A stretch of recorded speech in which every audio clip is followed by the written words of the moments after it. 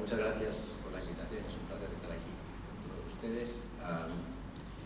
¿Me escucháis bien? Atrás, ahora sí.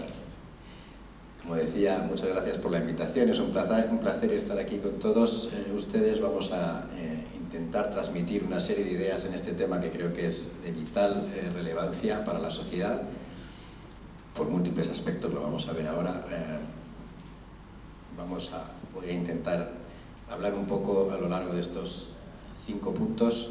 Es que primero os transmitiré los grandes números del alcohol, que dan una clara idea de por qué es un problema importantísimo. Trataré de explicar el marco conceptual en el que tratamos de entender la adicción en general, pero la adicción al alcohol en concreto, cuáles son sus limitaciones y qué hemos hecho para tratar de ir un poco más allá de lo que se conoce, desarrollando nuevas tecnologías que nos permiten mirar al mismo problema con unos ojos nuevos. Os contaré algunos de los datos que hemos recabado con estas nuevas tecnologías y bueno, si da tiempo, voy a ponerme un timer, un reloj para no enrollarme demasiado. Contaré un ejemplo de éxito con un nuevo tratamiento en base a estos nuevos descubrimientos. Vamos a ver. Muy bien. Pues sin más dilación, comenzamos. No sé si vais a ver desde ahí las diapositivas, yo si no os las trato de explicar. Lo que os muestro aquí son, con los números del alcohol, me refiero a los grandes números, ¿no? Este es el consumo per cápita de alcohol en el mundo. Las barras azules es el promedio del consumo y las barras rojas o rosas que veréis desde allí es el consumo entre aquellos que se declaran consumidores, ¿verdad? Veis que los niveles, esto es en litros de alcohol puro. Veis que aquí tendríamos distintas regiones, y esta es Europa, aquí tendríamos Estados Unidos, por ejemplo. Veis que los niveles son muy altos, en torno a 10, 18, 20 litros de alcohol puro al año. Hay algunas excepciones, por supuesto. Aquí lo que pone aquí es la cuenca mediterránea, la parte este, es decir, son países musulmanes. Veis que la barrita azul es muy pequeña, quiere decir que el consumo promedio en la población es muy bajo, como es de esperar, aunque entre aquellos que consumen el consumo es muy elevado. Estos consumos se traducen en un problema sanitario de primer orden, como conocéis perfectamente, y lo que os indico aquí en este histograma, aquí más abajo, es el consumo peligroso de alcohol. Ahora daremos algún detalle más a qué me refiero con eso.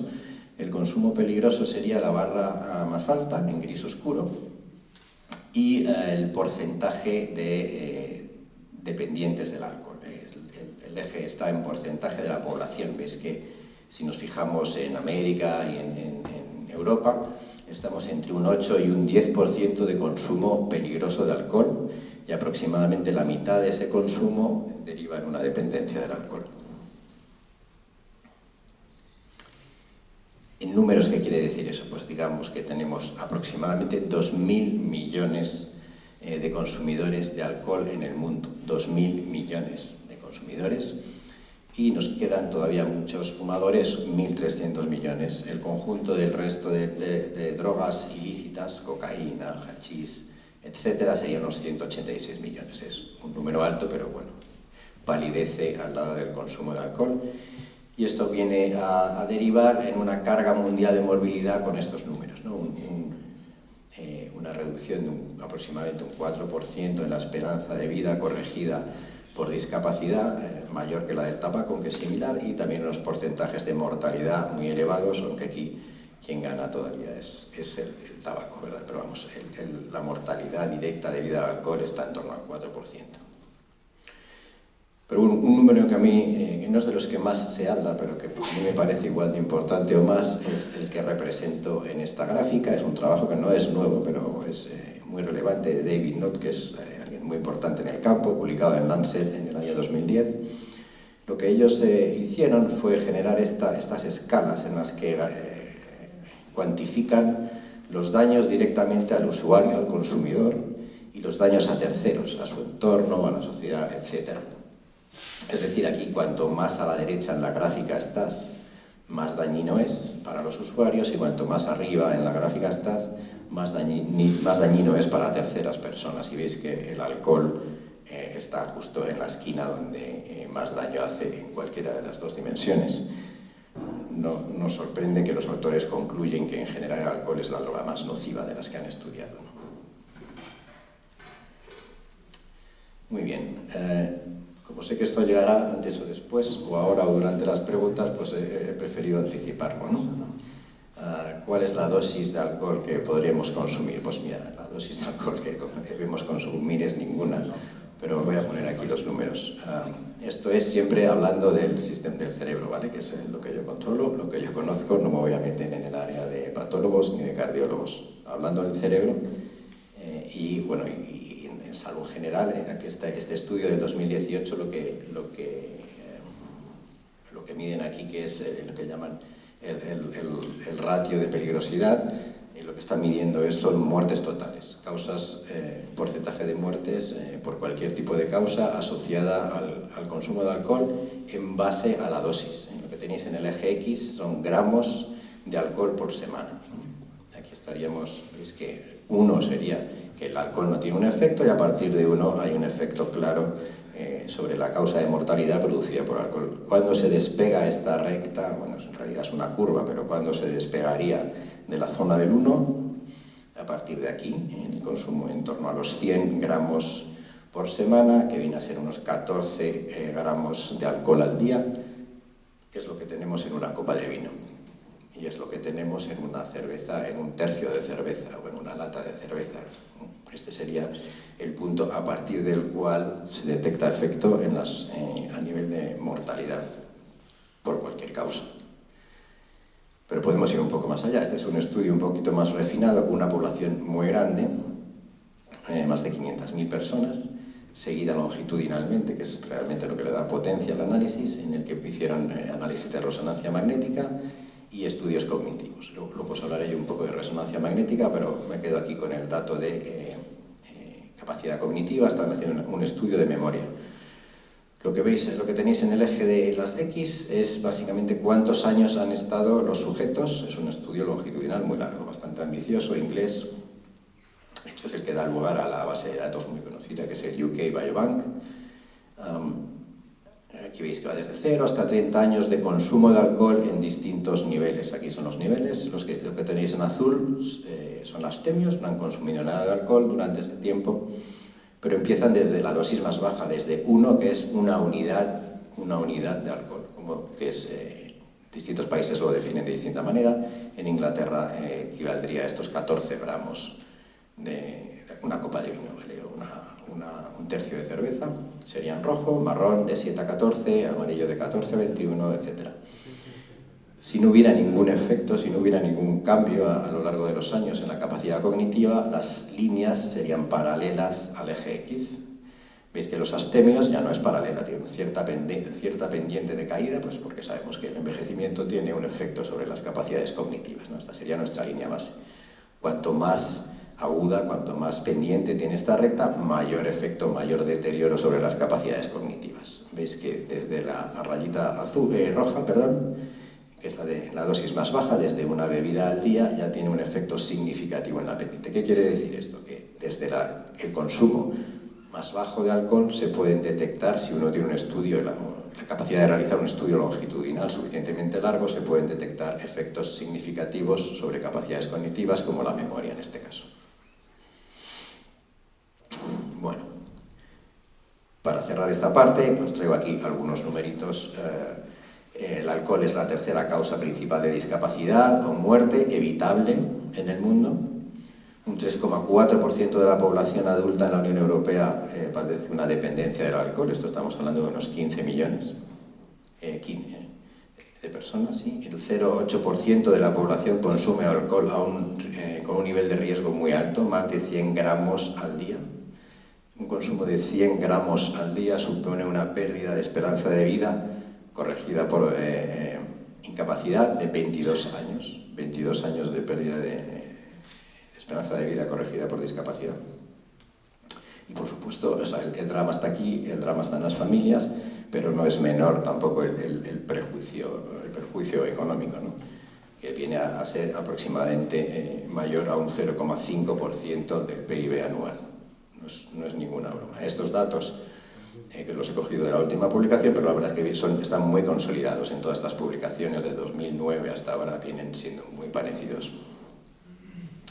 En conclusión, reducir el consumo de alcohol parece claramente una prioridad de salud pública.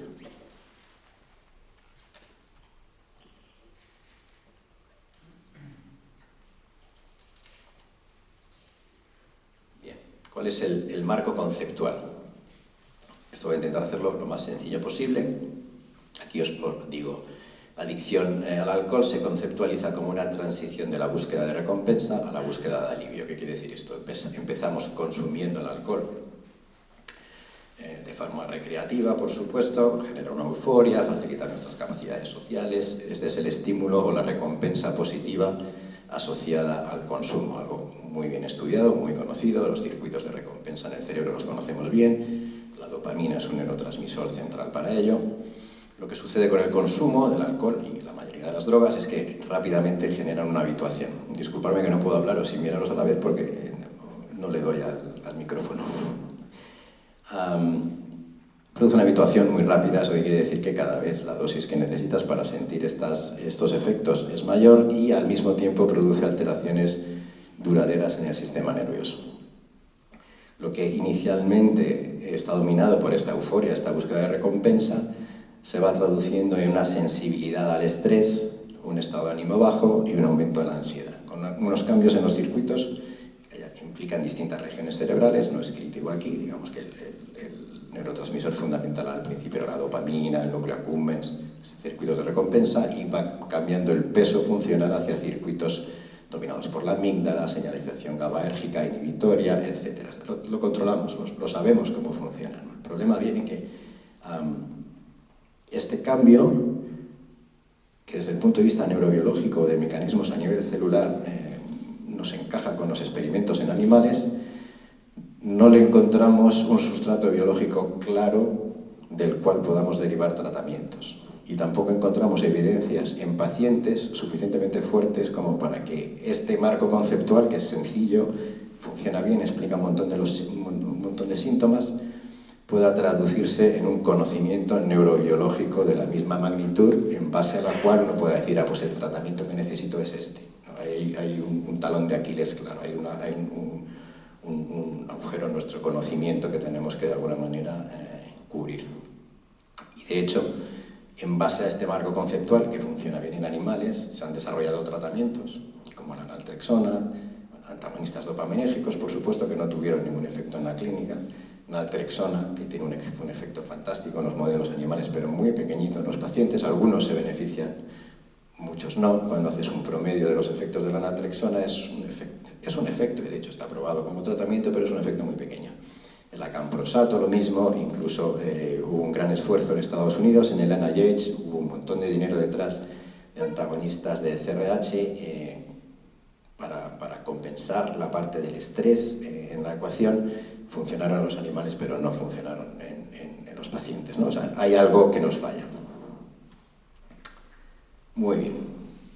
¿Qué es lo que hemos intentado hacer nosotros y otros grupos de investigación con esta evidencia? Hemos tratado de invertir la secuencia en la traslación. Hemos hecho lo que llamamos una traslación inversa o reversa. Es buscar las alteraciones no en los modelos animales, sino en los pacientes, y tratar de encontrar modelos animales con esas alteraciones, ¿de acuerdo? O sea, no generar un modelo que acaba produciendo animales como una dependencia al alcohol, sino encontrar qué aspectos de la dependencia en los humanos realmente se encuentran en la batería de modelos que tenemos. ¿Por qué? Porque si llegamos a esto, si somos capaces de encontrarlo, podemos ir a buscar los determinantes neurobiológicos, factores de predisposición, porque con los modelos animales hay un montón de herramientas con las que podemos trabajar. Hay herramientas del laboratorio, modelos genéticos, intervenciones que serían impensables en pacientes, están a nuestro alcance los modelos animales. O sea, es el camino a seguir si uno quiere entender la patología, el mecanismo detrás de la enfermedad. Pero tenemos que aproximarnos a los modelos de una manera nueva, ¿no? Esta traslación reversa es la que hemos aplicado nosotros. Os voy a mostrar uno de los ejemplos, no todos han funcionado. Bueno, también tengo que deciros que este trabajo empezó en 2014, 14, o sea que no es un trabajo rápido. O sea, llevamos 10 años dando la vuelta a esta noria de traslación reversa, pero yo creo que merece la pena por los resultados que se obtienen, ¿no? Porque luego encontramos soluciones en los modelos animales a esos cambios que habíamos encontrado en los pacientes y los podemos testar. Y, bueno, como veremos al final, están funcionando. ¿Qué necesitamos para esta nueva aproximación? Cuando hacemos una investigación basada en hipótesis, que es fantástica, y de hecho no tengo nada en contra de ello, de hecho lo hacemos así en el laboratorio, pues bueno, tienes una idea, la planteas en forma de hipótesis y defines una serie de objetivos para testar si es cierta o no. Cuando hacemos esta aproximación que va desde los datos del humano hacia el animal, lo que necesitamos es que los datos nos den toda la información. Es una investigación desde los datos. Necesitamos gran cantidad de datos y pocos a prioris para intentar ver cosas que no habíamos visto antes. ¿Cuál es la aproximación que intentamos nosotros en este sentido? Fue a través de resonancia magnética, porque nos permite acceder a los cerebros de los pacientes, es una herramienta no invasiva, que al mismo tiempo podemos aplicar en los animales. Y usamos un camino en el que nos proporcionaba la mayor cantidad posible de datos, la imagen translacional, la imagen multimodal, es decir, para un mismo sujeto, para un mismo individuo, vamos a adquirir un montón de datos de imágenes de ese cerebro que nos informan de distintas cosas, desde conectividad, contenido en agua, contenido en lípidos, hidrofilidad, hidrofobicidad, datos, gran cantidad de datos sin tener a priori claro cuál de ellos va a ser el más importante. Con todos ellos vamos a tratar de construir construimos matrices de información, matrices multidimensionales a las que llamamos huellas de imagen multimodal. Hoy os voy a enseñar un poco cómo funciona y cuál es lo que hemos intentado hacer con esta aproximación. Lo aplicamos tanto a los modelos animales como en los humanos, parcelamos sus cerebros, adquirimos datos de todas estas regiones cerebrales y cada uno de los valores que obtenemos para todas esas regiones cerebrales los codificamos.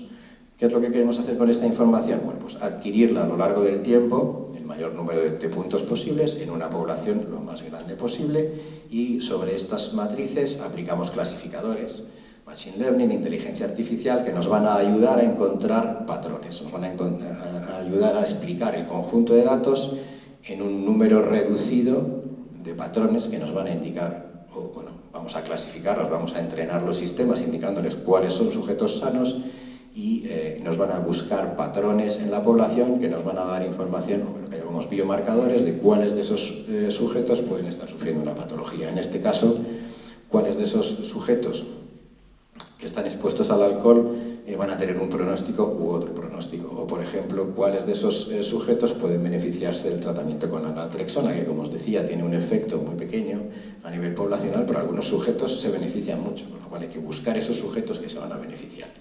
Con esta estrategia, justamente vamos buscando esto, identificar tipos de pacientes, o en un término un poquito más técnico, si queréis, estratificar a los pacientes con esta información.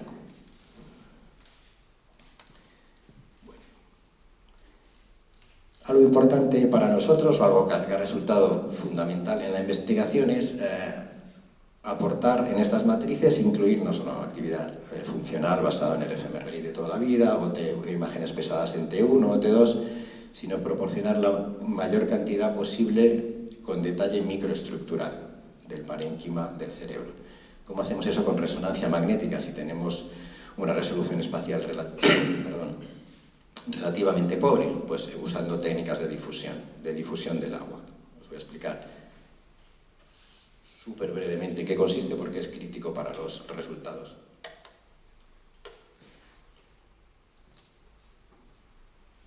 Con la imagen de difusión, bueno, la difusión ya sabéis qué es lo que es, el movimiento aleatorio de las partículas a temperatura mayor de cero, es el movimiento browniano, descrito por Einstein.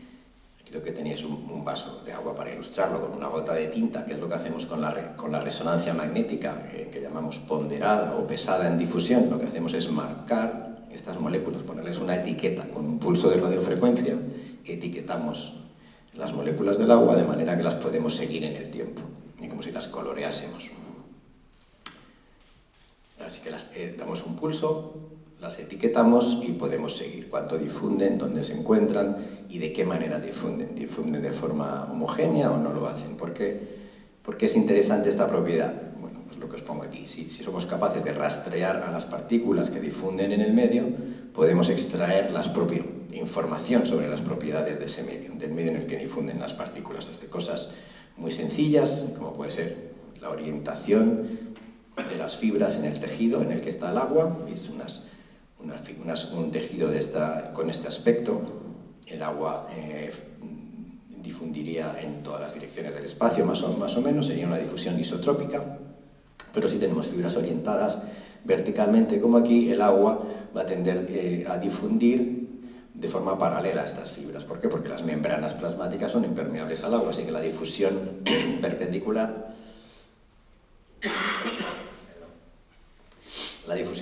a las fibras va a ser más complicada. Esto sería una difusión anisotrópica. Bueno, esto lo podemos complicar muchísimo más con la tecnología de día de hoy. No voy a entrar en los detalles. Si queréis al final y tenéis curiosidad me preguntáis, lo hablamos un poco más.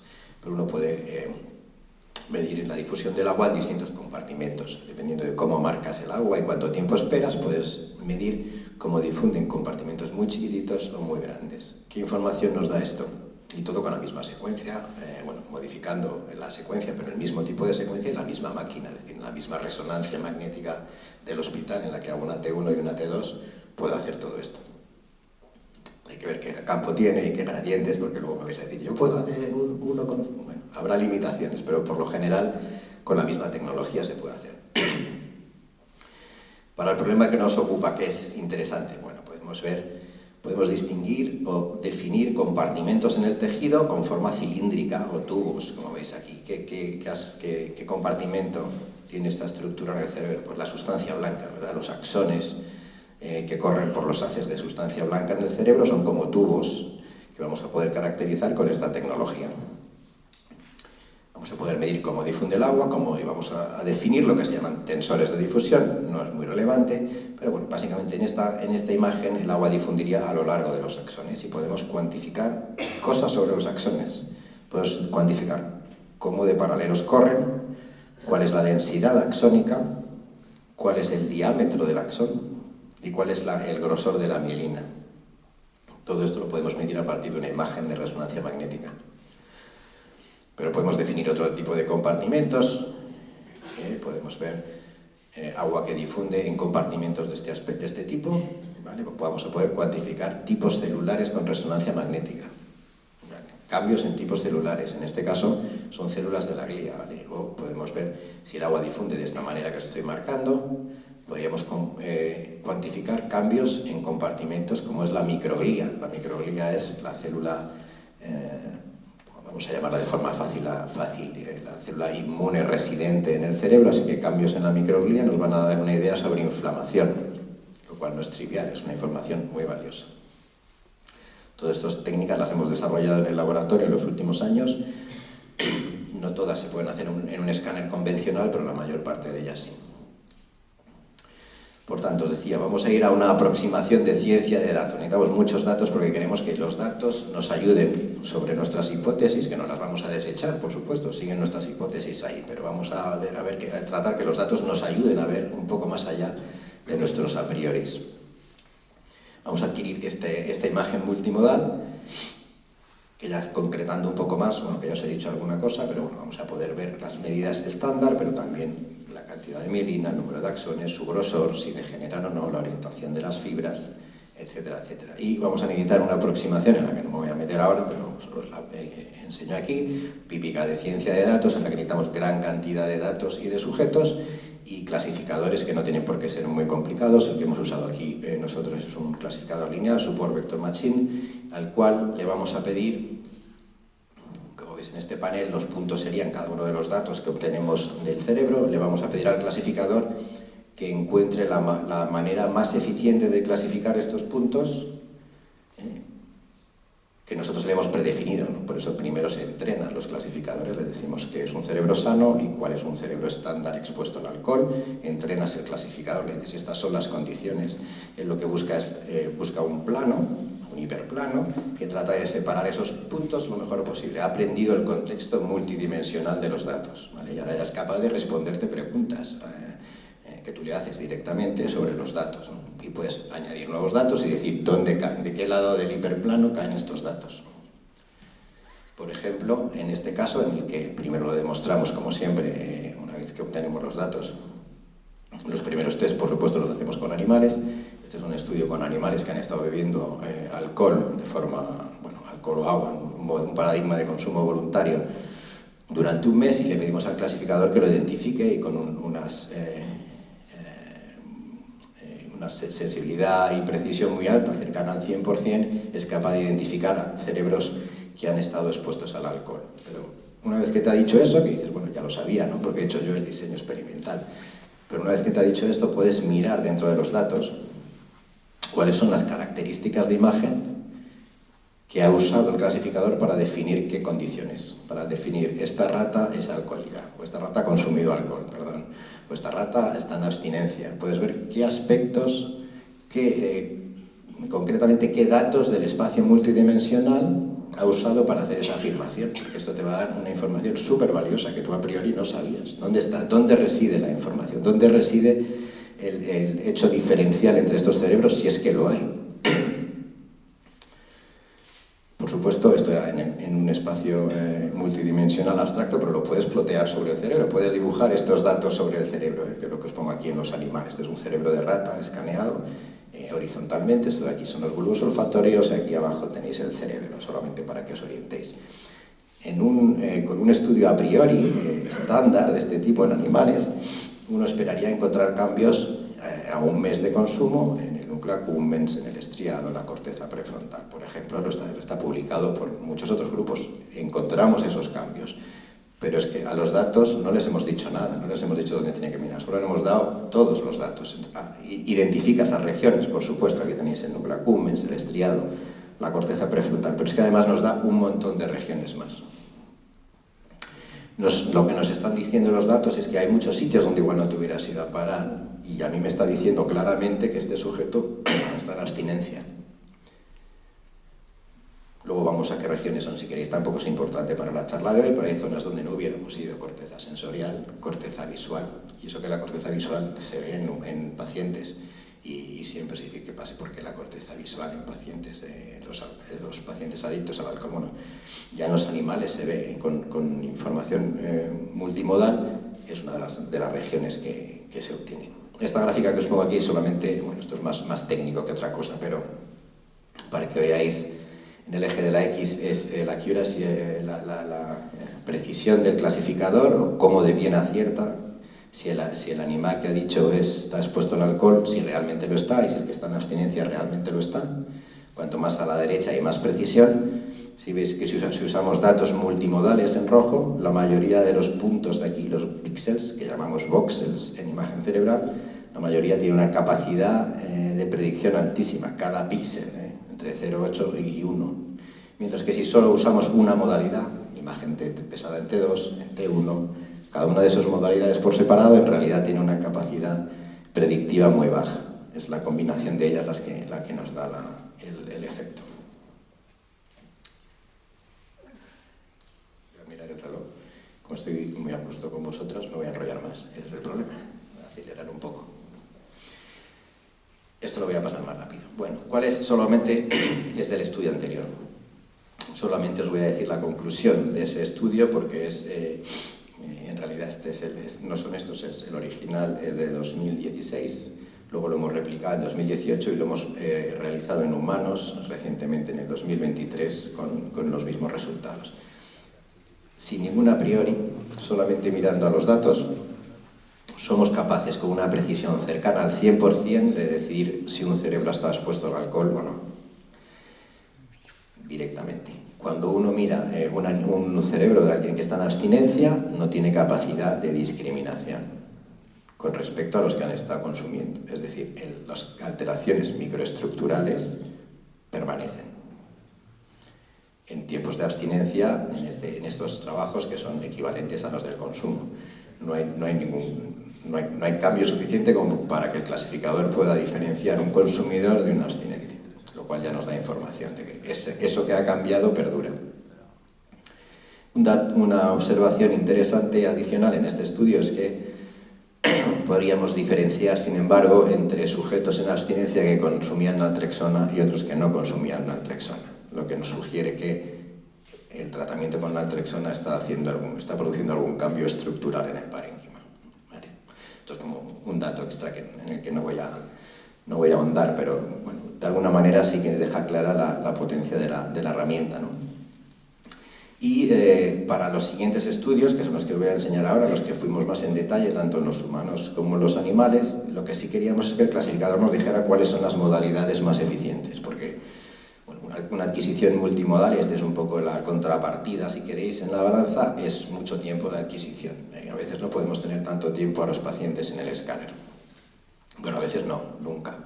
O sea, siempre el tiempo de adquisición de datos siempre es un hándicap. Así que fuimos y le preguntamos cuál es la información más relevante y en todos los casos siempre es información de difusión del agua. Esta técnica que os hablaba antes, en la que marcamos el agua y el agua nos dice cómo está el cerebro, es como la memoria del agua, es el agua quien nos dice cómo están las cosas en el tejido. Esa es la más eficiente para hacer esta clasificación. Muy bien, pues con estas evidencias y estas herramientas nos fuimos, este es trabajo que hizo en el laboratorio en aquel momento una postdoc que se llama Silvia de Santis, ahora es una investigadora independiente en nuestro centro. Y lo primero que hicimos fue directamente mirar con esta idea o esta estrategia translacional en humanos y en animales que os decía antes de la translación reversa. Siempre llevamos en paralelo los humanos, que no sé si veréis desde allí, pero son los cerebros aquí abajo y aquí arriba tenéis los animales. Y lo que veis en amarillo, los voxels en amarillo, nos están indicando que hay un cambio en la difusividad del espacio extracelular. En este caso en la sustancia gris no estábamos aquí midiendo los axones, estábamos midiendo el espacio en esta medida particular, que es el mean diffusivity, cuánto espacio extracelular hay en esos cerebros. Y lo que hay es un aumento muy significativo en el espacio extracelular, tanto de los animales como de los pacientes. ¿Por qué es tan importante que veamos lo mismo en los animales? No solo porque ahora vais a ver qué podemos hacer con los animales que no podemos hacer con los pacientes. Es que nos está dando una causalidad directa del alcohol. Porque es que cuando tenemos los pacientes que tienen problemas de consumo de alcohol de este nivel, tienen problemas con el tabaco, tienen problemas muchos con el cannabis, si pueden permitírselo tienen problemas con la cocaína y aparte reciben medicación por su condición. Algunos tienen tratamientos por depresión, es decir, tenemos una condición muy heterogénea. Para un experimentalista como yo es un infierno. ¿Cuál es la causa de este cambio? Sin embargo, tenemos un modelo que va en paralelo, en el que tenemos totalmente controlado, porque son animales que hemos criado nosotros. La variabilidad interindividual, os podéis imaginar, no tiene nada que ver con los humanos, son prácticamente clones, no son 100% clones, pero bueno, son animales muy similares. Y sabemos que lo único que han hecho es consumir alcohol, es decir, hay una causalidad directa entre el consumo de alcohol y todo lo que os voy a enseñar yo hoy. Por supuesto en los animales, pero el paralelismo es evidente, como vais a ver. ¿Qué os decía que podemos hacer en animales que no podemos hacer en humanos? Yo he sido muy categórico diciéndoos que hay un cambio en la difusión del espacio extracelular, pero bueno, la resonancia magnética pues tiene la resolución que tiene y nos permite medir cosas como os he explicado yo antes, pero afinar tanto como para decir que es 100% un cambio en el espacio extracelular es complicado. Con los animales podemos usar otras técnicas como la iontoforesis en tiempo real en la que podemos medir, bueno, no me voy a enrollar porque si no sí que no termino, pero cosas de forma mucho más precisa, en mucho más detalle sobre el espacio extracelular. Lo que hacemos es inyectar una molécula, que en este caso está marcada químicamente, y la seguimos por el espacio. Podemos medir tiempos de difusión, podemos medir un montón de cosas. Con lo que encontramos es que estos cambios en difusividad media que veíamos en resonancia, lo que nos estaban indicando es una disminución en la tortuosidad del espacio extracelular. Es decir, hay menos barreras para la difusión, hay menos cosas que se interponen a la difusión del agua. ¿Qué eran esas cosas que se interponen menos a la difusión del agua después de hacer un estudio muy extenso histopatológico? pues lo que se interponía menos a la difusión del agua era la microglía. La microglía había adquirido un fenotipo reactivo. Cuando la microglía no me gusta decir se activa, porque a los gliólogos no les gusta, dicen que siempre está activa. Bueno, pues este fenotipo más reactivo de la microglía lo que hace es retraer los procesos celulares y el cuerpo se ensancha. Y tiene otros cambios moleculares. Esto suele ir asociado a una respuesta inflamatoria, con liberación de interleuquinas, etcétera, etcétera. Es decir, ese cambio, esa huella en el tejido nos está indicando que hay una respuesta inflamatoria. ¿Qué os estaba diciendo? Sí. Y se me ha ido un momento el santo al cielo, sí, no, vale. Este cambio en la estructura no solamente lleva asociado este cambio molecular que os digo que nos da idea de una inflamación, sino que lo podemos interpretar en términos de difusión en el espacio extracelular de solutos, no solo del agua, sino de lo que va disuelto en el agua, que es lo más interesante en este caso, ¿no? Y en el sistema nervioso central, en el cerebro, hay algo muy importante que va disuelto para la neurotransmisión, que son aquellos neurotransmisores que difunden en volumen, ¿vale? No todos los neurotransmisores se liberan de un terminal presináptico a un terminal postsináptico y producen una transferencia de información puntual, sino que se liberan al medio, más como una hormona que como un neurotransmisor. Esto es la neurotransmisión en volumen. Uno de los más importantes o de los más famosos, por lo menos en el contexto que estamos hablando, es la dopamina.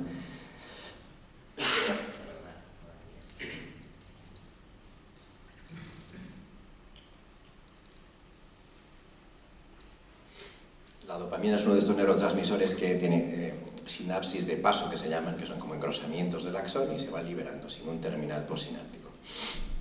Y la dopamina es la responsable del efecto de recompensa que os decía, cuando algo nos gusta, o bueno, en el caso de las drogas también, pero cualquier cosa, la comida, cualquier cosa, produce una liberación de dopamina que es la que señaliza este evento y es la recompensa en sí misma del circuito de recompensa. Es decir, si tienes un mecanismo, o si el alcohol al principio del consumo lo que produce es una mayor difusión, lo que vas a tener es que un mismo estímulo va a producir más recompensa, porque la misma cantidad de dopamina, esto que no os lo he explicado para ir un poco más rápido, pero es una simulación matemática, es difícil medir la dopamina, imposible en un cerebro humano, pero como sabemos bastante de cómo difunden el espacio extracelular y cómo se recapta, se puede hacer una simulación matemática y vemos que cada vez que hay una liberación de dopamina, que serían estos picos, llega más lejos y en mayor concentración.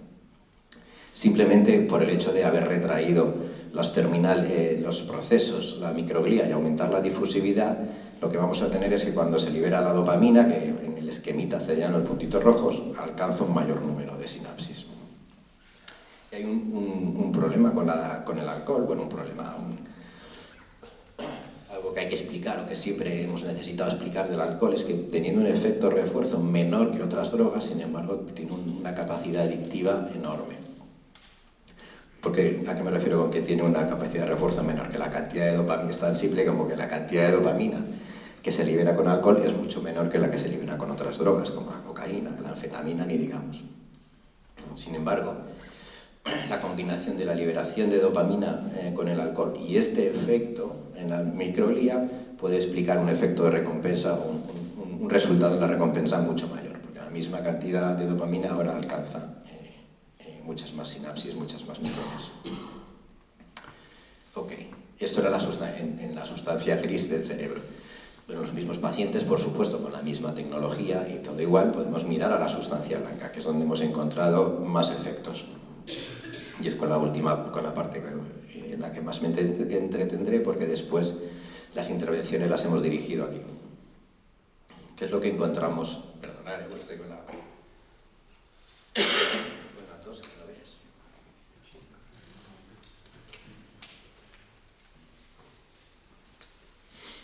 A ver, no voy mal, Claudio. 37 minutos. ¿Qué es la sustancia blanca? ¿Qué es lo que veis aquí?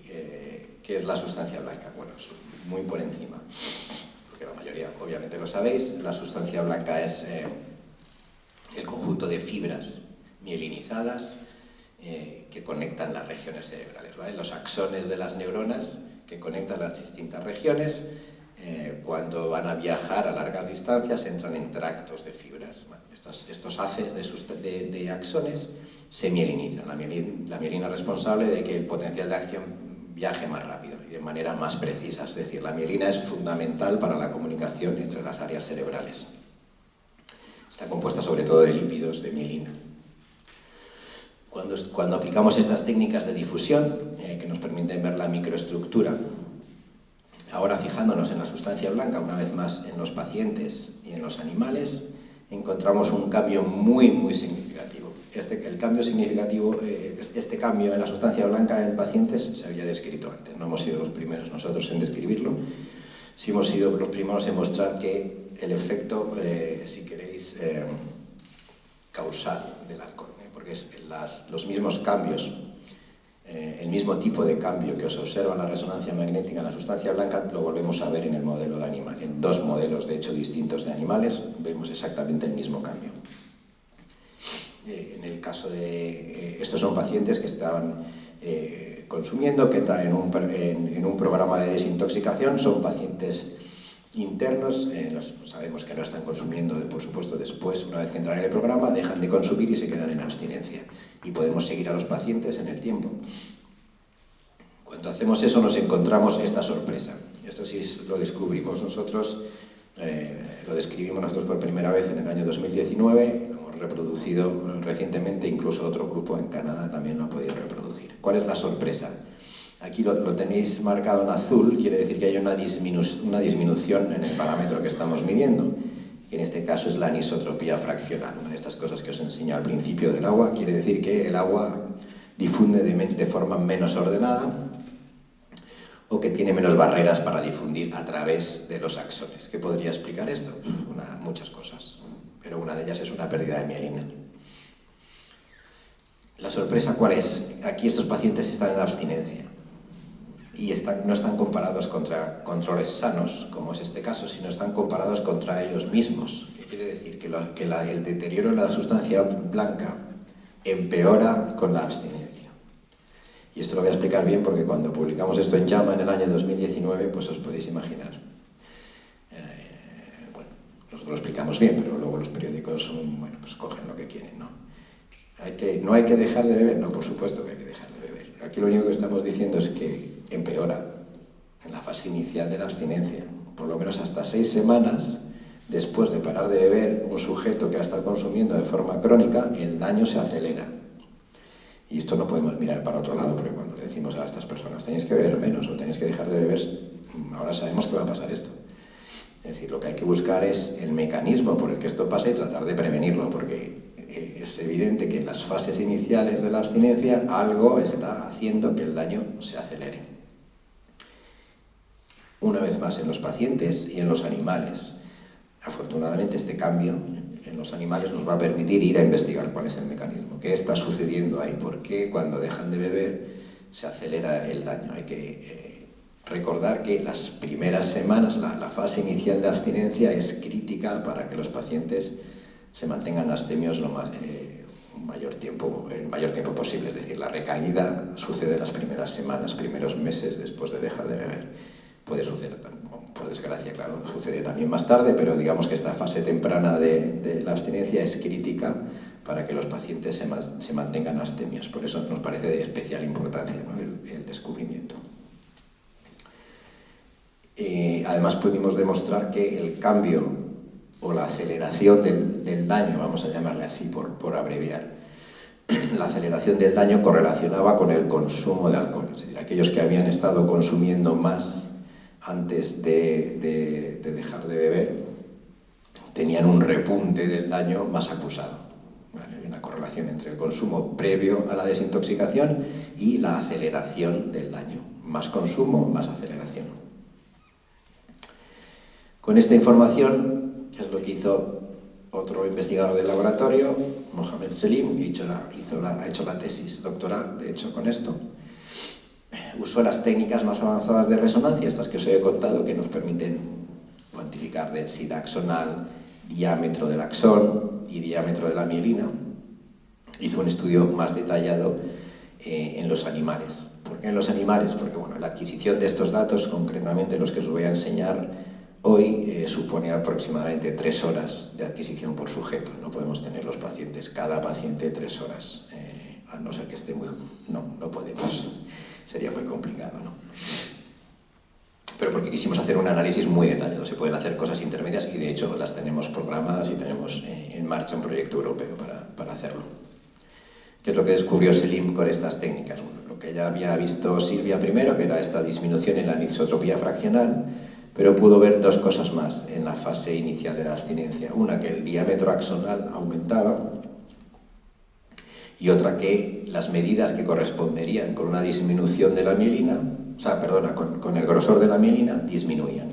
Es decir, aumentaba el diámetro axonal y disminuía la mielina. El aumento del diámetro axonal primero nos desorientó un poco, no sabíamos explicar por qué aumenta el diámetro axonal. Por lo general, un diámetro axonal mayor se asocia con una mayor transmisión del impulso, porque bueno, las fibras de mayor diámetro transmiten de forma más robusta los potenciales de acción. Como estábamos, como os digo, en animales, pudimos en estos mismos sujetos hacer la histología, ¿no? Hacer un análisis detallado histológico de estos cambios concretos en las zonas donde eran más grandes, más pronunciados, como era el cuerpo calloso, la fimbria fornix. Hicimos un estudio histológico. ¿Qué es lo que encontramos? Bueno, lo primero, lo más fácil fue la mielina. Teníamos varias proteínas de mielina, como el MVP o el PLP, y vimos que disminuía. Es decir,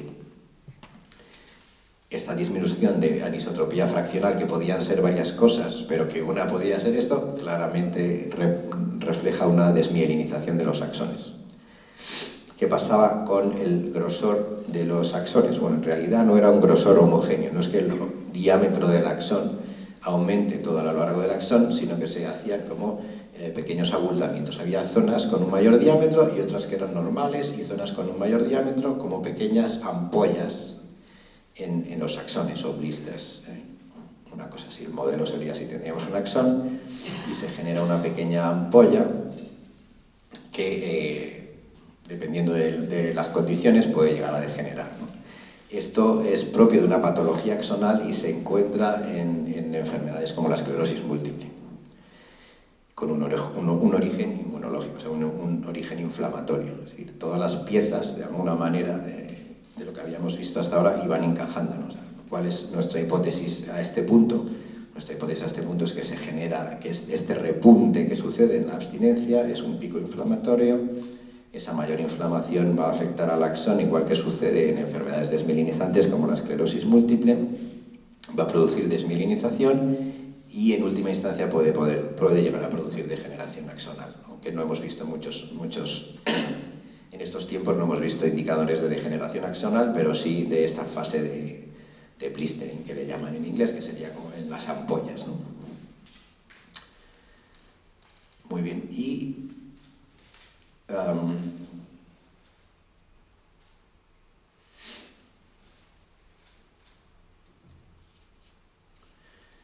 quisimos ir un poco más allá y ver en qué se traduce, ¿verdad? Esto es a nivel celular. Hemos caracterizado el daño, sabemos cuáles son los elementos, pero a nivel de comunicación entre neuronas, decimos, bueno, la mielina es necesaria para la comunicación, pero bueno, no es lo mismo la teoría que la práctica, así que lo que decidimos fue ir a mirar directamente, medir comunicación neuronal en estos casos. Comunicación entre regiones cerebrales. Ese es el trabajo de tesis doctoral de Laura Pérez Cervera, también en el laboratorio.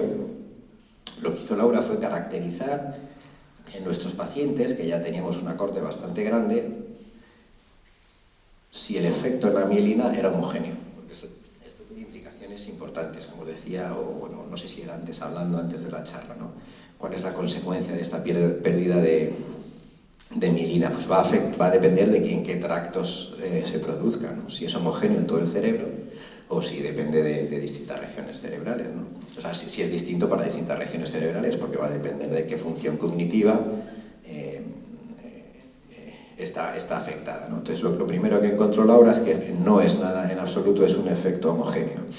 Hay tractos de sustancia blanca que son mucho más susceptibles al daño del alcohol.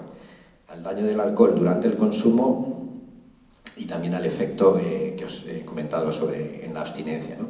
Se sabía que el cuerpo calloso es una región bastante sensible al alcohol, pero no se había monitorizado de manera longitudinal, como hemos podido hacer nosotros en este estudio, y vemos que efectivamente el cuerpo calloso, que son estas barritas de por aquí, es uno de los más sensibles, pero el más sensible con diferencia es la fimbria y el fornix. Sería esta zona roja de aquí. La fimbria y el fornix son dos haces, en realidad es uno que con dos partes, que comunica, entre otras cosas, el hipocampo y la corteza prefrontal. Estos dos sistemas son muy importantes para la memoria, para la toma de decisiones y para la flexibilidad de la conducta, ¿de acuerdo? Es decir, cómo adaptamos nuestra conducta a los cambios en el medio, cómo la adaptamos en función de nuestra memoria, de los cambios, de lo que somos capaces de recordar en un momento determinado. Estas dos regiones se conoce que son importantes en la adicción, muy importantes.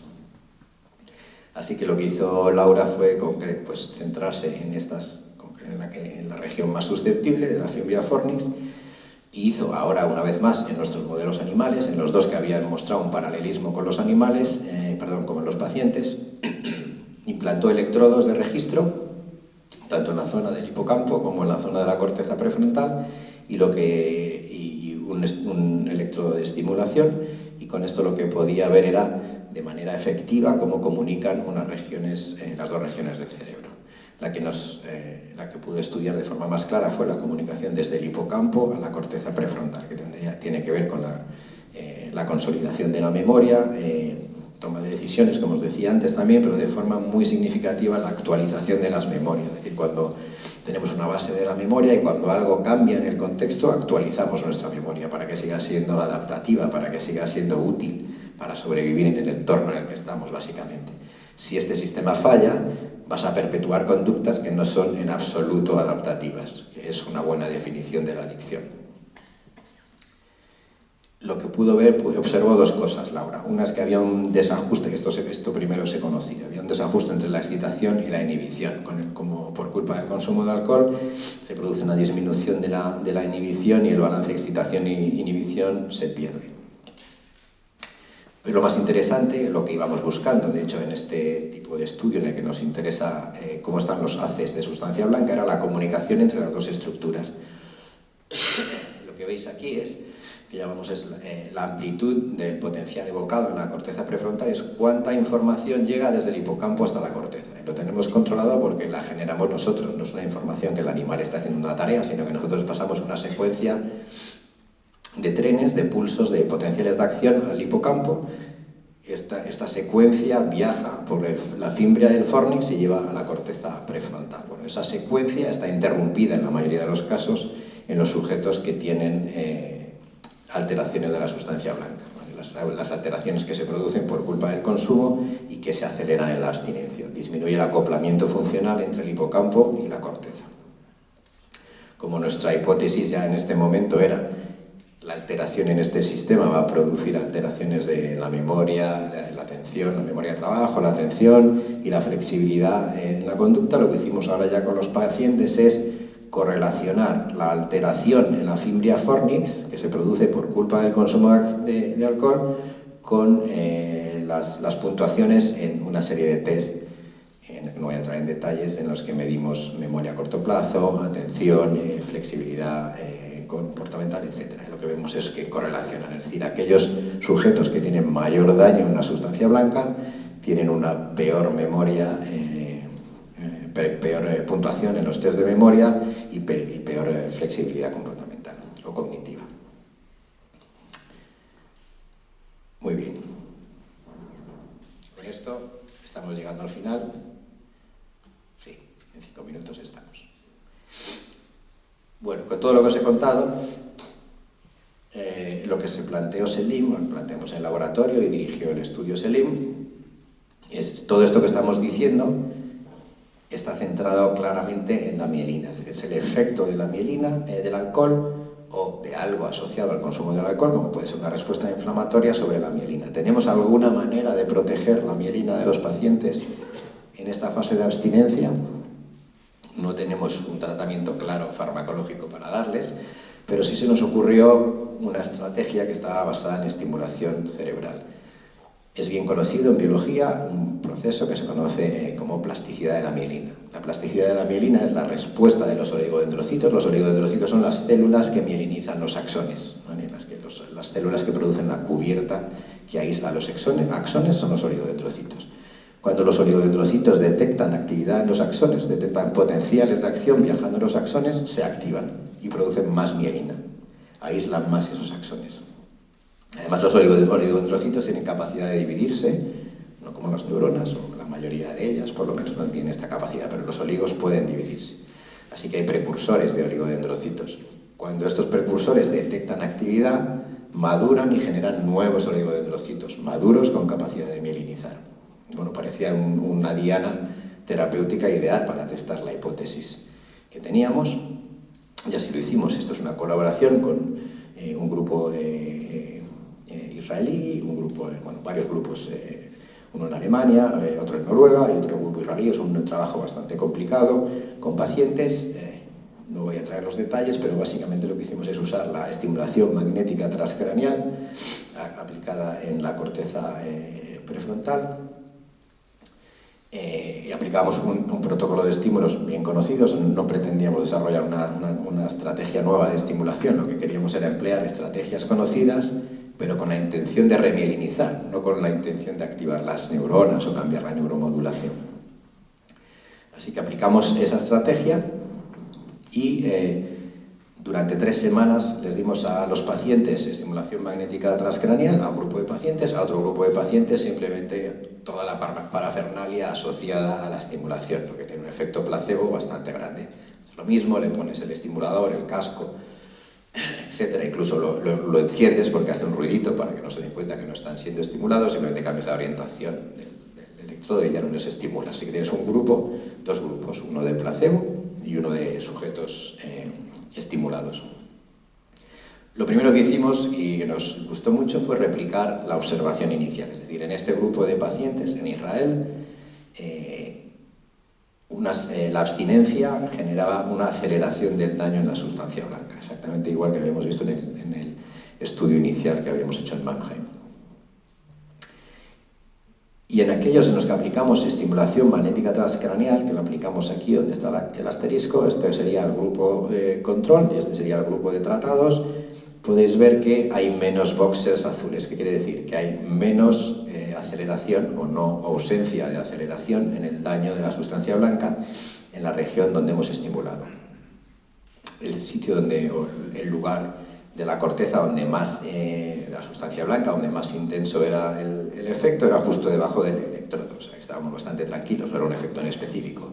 Solo lo ves en los estimulados, está en el sitio que toca, y el efecto que produce previene la progresión del daño en la sustancia blanca, de forma localizada. Si pudiéramos hacerlo en todo el cerebro sería mucho mejor, por supuesto, pero bueno, estamos trabajando en ello, ¿no? La cuestión es, como concepto, como prueba de concepto, esto demuestra que la aplicación de una estimulación eléctrica, magnética, que se convierte en eléctrica en el cerebro porque es perpendicular a la magnética, es capaz de proteger la sustancia blanca.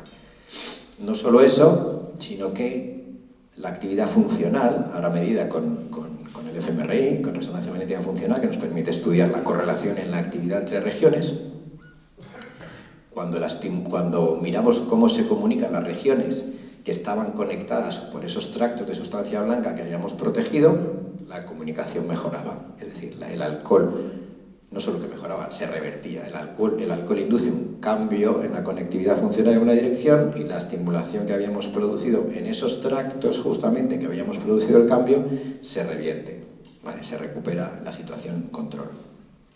Y por supuesto, lo más importante, 3 semanas después, a las 3 semanas de iniciar el tratamiento, los pacientes indican que tienen una menor ansiedad por el consumo, el craving, que se llama, disminuye significativamente. Pero más interesante aún, a los 3 meses después de haber aplicado el tratamiento, los pacientes dicen que sienten menos craving y la recaída ha sido menor.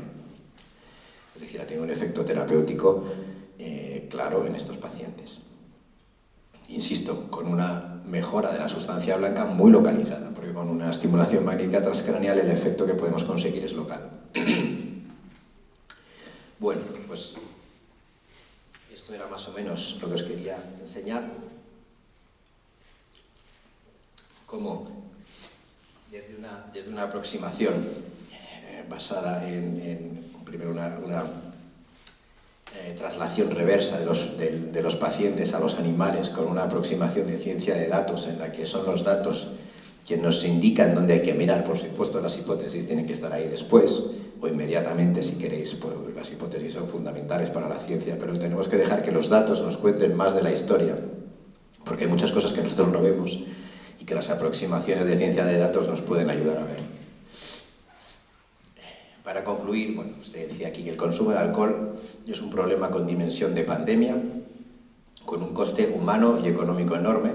No hay límite inferior de consumo, lo que os he mostrado en un par de gráficas, sobre todo en el efecto, en el deterioro cognitivo se ve muy claro, no hay un límite inferior en el consumo. Es decir, desde dosis muy bajas se produce un efecto que podemos cuantificar. Reducir el consumo de alcohol, por tanto, debe ser una prioridad de salud pública.